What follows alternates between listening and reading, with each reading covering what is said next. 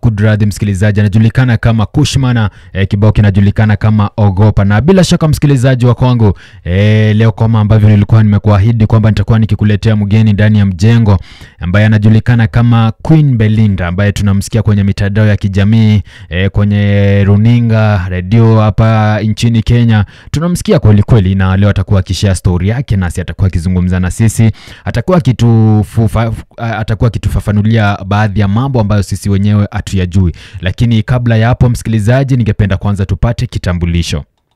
Tufunguke. Tulikuwa tunajienjoy pale kwa Bukla na kaniekea tembe. After maombi aliniambia kuna mafuta anafaa kunipaka. Alinisalimia kwa gari, nikampatia kila kitu. Alikuwa ananipiga sana. Watu wanafunguka. Usikose kila siku ya wiki kuanzia saa 12 asubuhi mpaka saa 3 asubuhi. Nibs Radio, tunakujali. Bila shaka msikilizaji, mpango hewani ni Tufunguke, ambapo tutakuwa tukizungumza naye Queen Belinda. Karibu sana Queen Belinda kwenye studio zetu. Asante sana. Mambo vipi?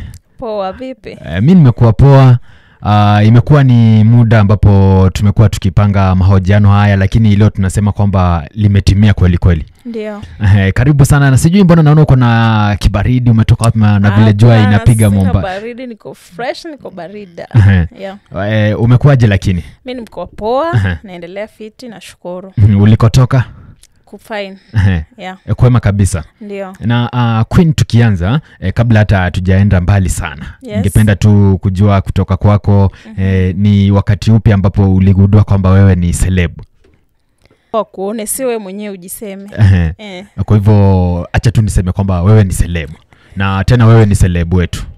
Labda. Maybe. Karibu sana. Na tukianza, Queen Belinda, ningependa tu kwa faida ya msikilizaji ambaye anatusikiliza, ningependa kujua wewe ni nani, umetokea wapi? Manake kuna msikilizaji ambaye anatusikiliza pale nje na ni mara yake ya kwanza amekusikia hewani. Ningependa tu mfahamishe Queen Belinda ni nani na ametokea wapi? Okay, kwanza jina langu kabisa kamili naitwa Belinda Kibet, lakini jina la kimitandao sana sana wananiita Queen. Yani hiyo ni jina ambayo inajulikana kabisa, mimi naitwa Queen Belinda. Mimi nimezaliwa Kapenguria, West Pokot County. Yeah, that's my home place. Kwa shule ya msingi, shule ya upili ulisomea wapi? Kwanza mimi nimekuwa nikisomea shule za Kikatoliki, kuanzia primary hadi secondary. My primary school I was in St. Mary's, Assumption Girls. That's a Catholic school, by the way. I was in a boarding school. After there I went to St. Cecilia Girls High School in Chipareria from Form 1 to Form 2. Alafu nikatoka nikaenda St. Mary's Girls. That's where nilimaliza Form 4. Yeah. Na Queen, tukisonga mbele, ningependa kujua kwamba manake umeniarifu kwamba pale kwenye chuo cha Nibs unasomea taaluma ya wanahabari. Ndio. Kwa hivyo ningependa kujua passion yako kwenye tasnia hii ya wanahabari ilianza vipi, ama manake pia tunakusikia sana pale kwenye radio, kwenye runinga pale. Ningependa kujua passion yako ilianza vipi? Kwanza mimi nilianza kusikia radio kuanzia nikiwa mdogo. Sio kitu ambayo maanza sasa hivi. Na hapo nilipokuwa primary, there's this yenye teacher anauliza, ungependa kuwa nini in future? Sasa mimi nikasema I want to be a journalist. Yeah. Sasa my passion ikaanzia hapo primary. In that napenda kusikiza radio. Napenda sana kusikiza mashow, kila kitu, yani vitu zina trend. Sasa passion yangu ikaanzia hapo, nikasema I feel like I can be a good news anchor. I can be a good presenter. Let me try it. Of which mamangu mzazi mwenyewe alikuwa ananishawishi. Anasema kuna courses nyingi sana. Mbona wewe usikuwe mwalimu? Mbona usikuwe daktari? Mbona umechagua tu journalism ambayo hata sijui kama mtu anapata kazi kwa haraka? The way there's a lot of competition in journalism. Sasa pia hakuwa anataka. lakini baadaye sasa akakuja kukubaliana na mimi in that ni kitu mimi napenda. Siwezi fanya kitu ingine kando na hiyo. Yeah. Na kwa mfano Queen, manake wanafunzi wengi ambao huwa tunazungumza nao utasikia kwamba watasema kwamba kuna mtu mmoja pale kwenye media ambaye mimi binafsi ndiye ambaye ananipea motivation kuendelea na kozi ya wanahabari. Kwako mimi ni mwanahabari yupi ambaye ulikuwa unampenda kumsikiliza sana na ambaye alikuwa anakumotivate sana kwenye tasnia hii? Kwa tuseme role models. I have many role models. But mimi napenda kila mtu. Lakini kwa sana most mtu ambaye nilikuwa namfuatilia sana ni Esther Kirong. Sasa Esther nilikuwa namfuatilia kwanza kwa kimtandao. Ikafika mahali sasa tukaanza kuongea. Sasa mimi Esther nimekuwa nikimfuatilia vile alianza hadi akakuwa sasa anasoma habari kwa Radio Maisha. Pia kuna Mkangai. By the way, Mkangai unimotivate sana. Mimi siwezi kusema msee. Sijui aje. By the way, ni mtu mwenye nimwambie niko na shida fulani atanisaidia. Nimwambie hivi na hivi nafaa kufanya aje atanisaidia. So I have many role models in my career. Yeah. Na papo hapo umetaja Mkangai na Esther Kirong. Tungependa tu kujua kwa faida tu ya msikilizaji na pia mimi ningependa kujua chemistry yako ama uhusiano wako na stesheni ya Radio Maisha iko vipi? Manake tunakusikia sana pale. Mimi vile nimekuambia nilianza kusikia radio nikiwa mdogo. Na kukua a fan of radio ilianza kitambo. In that I'm a fan. Iyo fan inaleta in that mnakutana. We had groups. After this group there's events. Kama kulikuwa na event tambo ya Radio Maisha ilikuwa inaitwa Chomo na Ngoma. Hiyo Chomo na Ngoma mnakutana na wasikilizaji wengi, mnakutana na presenters, all workers of Radio Maisha and this gift of giving t-shirts. Yeah. Sasa ilianza kitambo. Na tukizungumza tu papo hapo, manake tumesikia kwamba kuna baadhi ya mashabiki wa Radio Maisha ambao wamekuwa kwenye scandal pale ambao tutawataja hapa hewani, lakini tumesikia kwamba wako na mvutano pale na wanahabari. Unasikia kwamba kuna zile criticism ambazo wanaeneza pale ambazo pia hazifai. Unaona? Manake unapozungumza mambo kuhusiana na mtu pia tunatarajia kusikia on the positive side, not only negative side. Ni nini ambacho kinakufanya wewe kuwa tofauti na wale mashabiki wengine wa ile station? Kitu ya kwanza, mimi kwanza sipendi mambo ya kuongea sana. Yani kwa hizi groups, kwa radio kuna magroups za show. Kama kuna ya asubuhi, kuna ya njogu, kuna za sports, zote ziko. Sasa kuavoid ile mambo mengi, sifuatilii hizo mavitu zenye zinaongelelewa kwa group kwa sababu sijui kama ni ukweli, sijafuatilia, sina uhakika. Sasa nafadhalisha ni nyamaze tu. If nataka kuongea na mtu fulani, I'll inbox him or her, tunaongea tu privately. In that, spendi mambo ya kuongea hizi kwa magroups na watu. Yeah.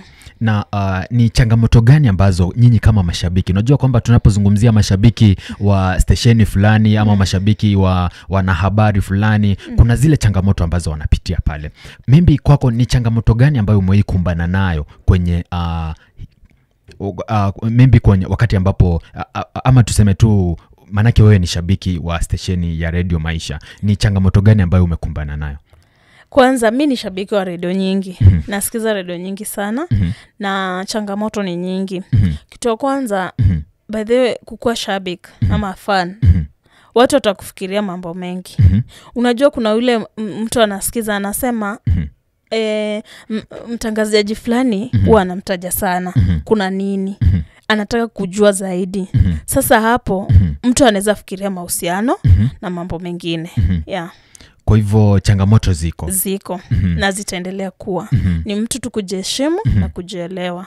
Yeah. Kwa mfano pale kwenye mitandao ya kijamii tunajua kwamba kuna zile cheche nyingi ambazo zinaenezwa pale. Ndiyo. Ikizingatiwa kwamba wewe ukiwa shabiki na watu wanakusikiliza pale na wanakujua. Je, wewe unafanya vipi kuhakikisha kwamba hao watu hawakufungii ndoto zako na hakuna tatuishi vitu ambavyo vinaleta tatanishi kwenye maisha yako? Unafanya vipi? Mimi kitu ya kwanza, mimi wasisikilizi mambo ya watu.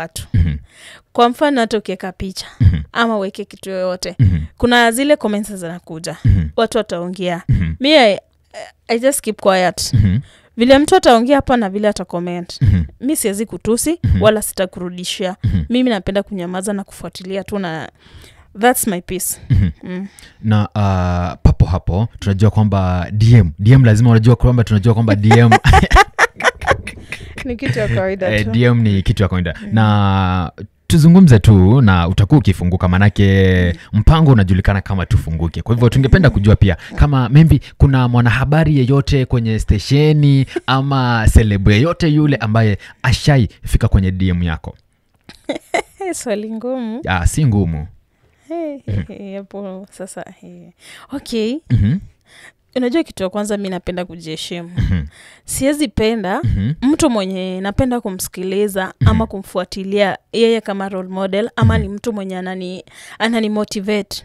Siwezi penda nikuwe na mahusiano na yeye. Na siwezi penda, yani ile ukaribu upo, lakini ile kusema kuingia kwa mahusiano ama kitu yoyote, kwa kweli mimi sipendi kabisa. Sipendi. Sasa hapo hapana. Kwa wale ambao wako kwenye limelight, tujue ni mgani huyo. Hapana. Hapana, siwezi. Okay, na tukisonga Queen, ni nani ambaye unahisi kwamba yeye ndiye your celebrity crush? Celebrity crush ni Rayvanny. Na kwenye stesheni zetu hapa nchini Kenya? Celebrity crush ni wengi. Hao wengi tunataka kuwasikia. Kuna Manucho the young baller. Manucho the young baller. Lazima atazame hii leo. Lazima atazame hii leo. Kuna Baruk Mwalimu. Kuna Baruk Mwalimu. kuna Ankali Ray. Meshak. Jilani. Wengi tu. Na ni nani ambaye akikupata tu sasa hivi uta give in? Unajua kwanza sina ile like, yes ni crush, lakini unajua ujui whereabouts zake. Yeah. But hey, celebrity crush no. No. Umesema na baadhi watatazama. Manake mashabiki wetu wanatufuatilia pale kwenye mitandao ya kijamii, TikTok pale, Facebook, YouTube pale, yote ni Equalizer KE Media, wanatufuatilia pale. Na niko sure kwamba lazima itafikia mmoja wao au maselebo ambao umewataja. Mmoja umemtaja akiwa ni Manucho the young baller. Umemtaja Baruk Mwalimu pale. Nani huyo mwingine ambao umemtaja? Celebrity crush ni wengi by the way. Tuache hiyo story. Lakini Manucho hapo, kwa Manucho hapo, kijana wewe hapo. Hapo kwa Manucho. Hapo kwa Manucho bola. Haya, ni kitu gani ambacho umeifanya? Craziest thing yenye uliwaifanya hadi wa leo una regret, unajutia? Kitu yenye nimeifanya na regret. Hadi sahi na regret. Hakuna. Hakuna kitu na regret. I'm okay. Uko sure? Yeah. Okay. Na tunaona Queen uko na tattoo. Hebu tuambie hiyo tattoo imetokana na nini? Maybe ni mpenzi umemchora hapo ama ni nani? Hii tattoo ni jina langu tu, lakini by the way it is just a mistake. This thing my mom ilileta shida sana. Na ilitokana tu na influence. Mimi hata sikuwa najua. Vile nimejoin to college, though that's when I got a friend. Akaniambia, shada tattoo by the way kwa mkono, hapa kwa mapaja, na hapa kwa kifua. Sasa ni kitu ni influence. Sasa ni influence hadi nikafeel like wacha nichore jina yangu hapa. Nikachora. But iliniletea shida. In that my mom alikasirika sana. Alikaa muda bila kuniongelesha na akanigombanisha. Yani brother yangu, kila mtu, of which unajua kwa nyumbani ushago uko ina portray a bad picture. In that yes, unaweza kuwa ufanye hizo vitu ambavyo wanafikiria, lakini wewe mtu umejichora.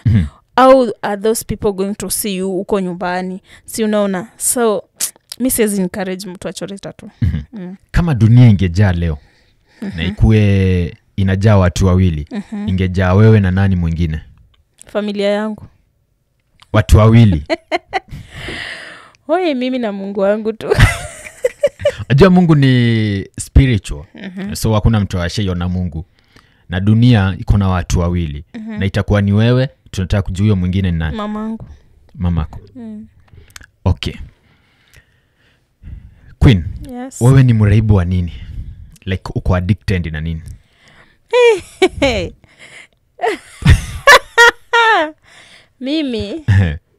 Mimi kwanza sipendi vitu kama vinywaji. Sitarajia nitakwambia napenda vinywaji. Mimi napenda tu food ya kienyeji. Yes, vitu kama seme mboga za kienyeji, vitu kama nduma, hizo ndo vitu chakula mimi upenda. Yeah. I'm not addicted to anything. And sipendi kabisa, sipendi. Unajua wanasema kwamba kama wewe si mraibu wa pombe, wewe ni mraibu wa mapenzi. Wa chai. Mimi mapenzi siamini kabisa. Yeah. Uamini mapenzi? Okay, sawa. Umesema wewe si mraibu wa mapenzi na wewe si mraibu wa pombe. Kwanza mimi hapo sipendi mtu ambaye anatumia vinywaji. Sipendi mtu anatumia kitu chochote ambacho kinadhuru afya ya mtu ama iko na any addiction. Sipendi kabisa. Queen, ni kitu gani cha ajabu umewaifanya kwenye maisha yako? Kitu cha ajabu. Kitu cha ajabu. Kitu cha ajabu tu yenye I felt like, but I don't know. No. Zungumza na sisi. Unajua mashabiki wako wanakusikiliza pale na pia watakuwa wakikutazama pale. Kitu cha ajabu, by the way. Nishaitoka nyumbani bila kusema. Na nikaenda mbali sana. Sasa I felt kitu ilikuwa kitu ajabu sana. Ulienda wapi? Mombasa. Ulienda kumtembelea nani? Mimi tu nilisikia nimekasirishwa na kitu fulani. Na sikumwambia mamangu mzazi kwamba natoka. Yeye alikuwa ameenda tu mahali, akarudi, akanipata nimetoka, vitu zangu chache ambazo nilizichukua sipatikani. Ulikaa kwa muda gani lakini? Wiki mbili. Ulikuwa unazungumza nao nyumbani? Hapana, nimenyamaza tu. Umenyamaza tu? Walikuwa nadhani lakini sitaki kuongea na mtu. Nataka tu my space alone. Heartbroken, I mean. Hapo bado kabisa. Wasema kwamba wewe ndio unawavunja hizo roho. Hata sivunje mtu yote. By the way, napenda kuambia mtu ukweli. Kama kweli inaweza nakwambia inaweza. Lakini kama haiwezi, by the way haiwezi. Lakini hisi kwamba hapo umetundanganya. Ukweli, by the way, hata mimi mtu akiniona nikimwambia tu ukweli wangu anasema ni uongo. Mimi I'm alone. Yes, and I don't believe in love. You don't believe in love? Yes. Mimi kwa dakika moja unaweza tuambia mbona? Mimi tu mwanaume yote. In every situation lazima kuwe na sababu. Manake uwezi amka leo asubuhi utuambie kwamba you don't believe in love. Uwezi amka hivi tu tuambie you don't believe men. Eti ile mnasema kwamba all men are dogs. Yes. They are. I don't trust any man. Yezi kuwa ni fununu. Hebu tuambie. Mimi kitu kwanza I don't trust anyone. I don't trust any man. So hata like mtu akini approach. Yes, we can talk. But sasa ile kukam close sasa sijui nini. No. I end up nimenyamaza tu for no reason. So mimi siamini mtu.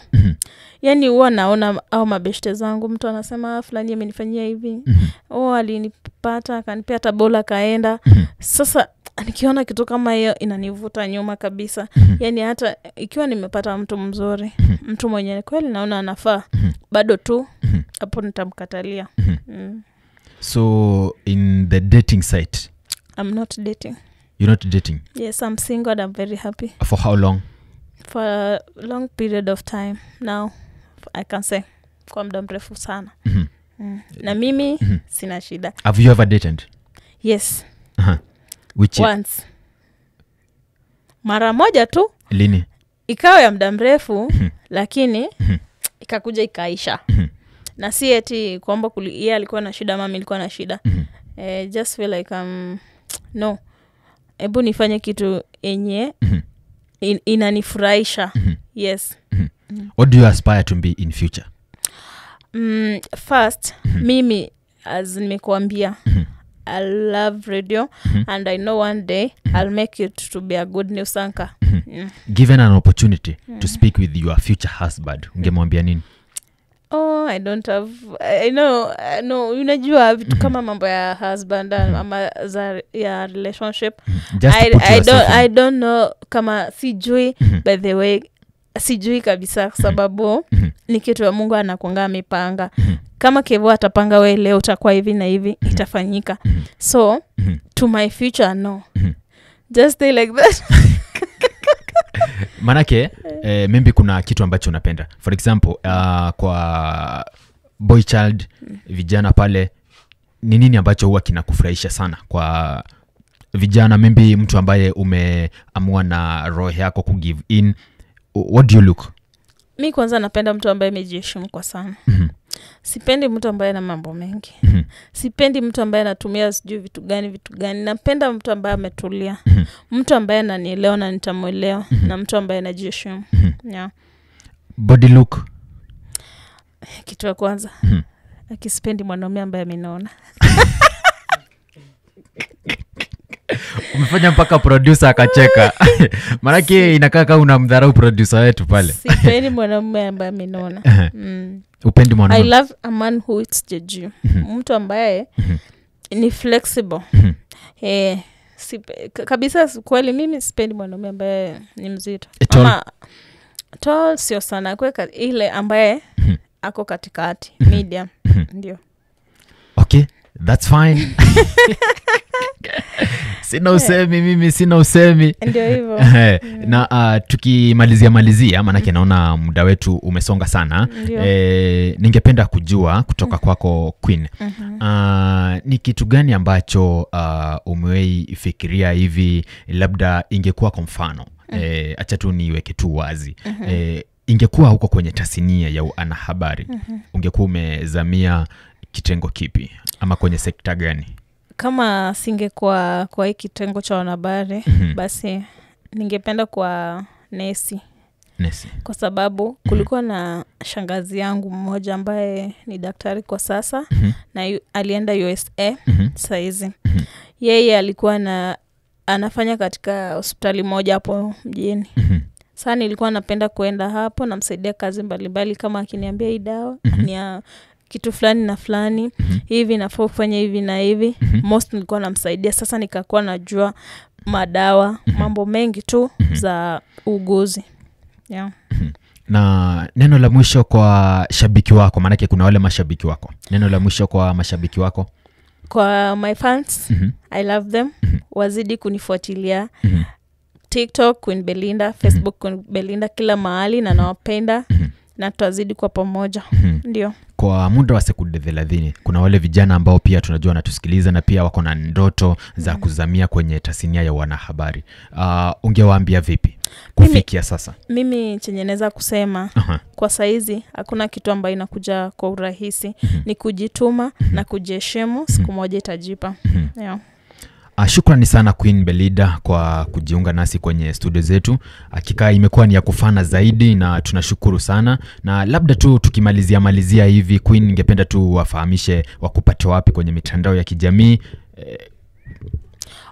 Kwa mitandao zangu za kijamii, Facebook ni Queen Belinda, Instagram Queen Belinda, kila mahali ni Queen Belinda. Yeah. Na uambie uko single. I'm single and I'm not searching.